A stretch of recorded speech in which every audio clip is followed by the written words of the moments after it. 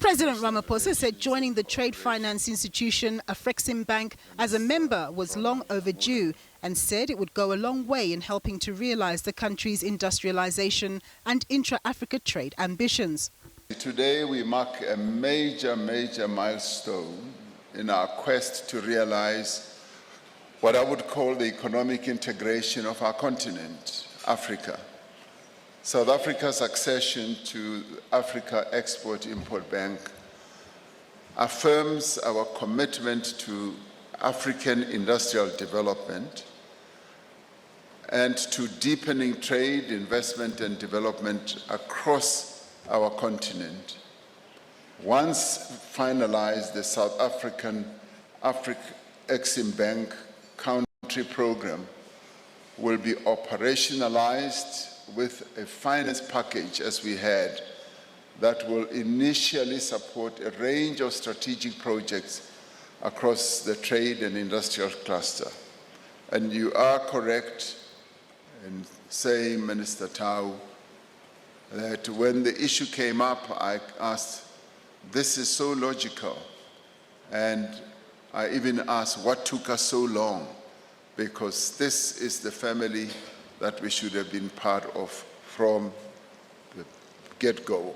Speaking at the signing ceremony of South Africa's joining Afreximbank as a member, the president of the bank, Dr. George Ilombi, unveiled a country package for South Africa of $11 billion, which works out to approximately 175 billion rand, with a big portion being directed to the manufacturing sector and a decent amount dedicated to propelling SMEs in the country. Now, in terms of clarity on the figures, our initial figure is $8 billion, $8 United States billion.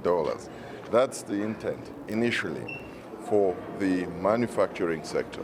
There is a supplementary, an additional $3 billion, which is for the inclusive program, so that we can reach out to those sectors of the economy and the populations which have been vulnerable, which have not had real access to financing, to also be able to become integrated in the national economy. Meanwhile, Minister of Trade, Industry and Competition, Parks Tau, confirmed that South Africa remains eligible for the African Growth and Opportunity Act, which was reauthorized and signed into law by US President Donald Trump yesterday.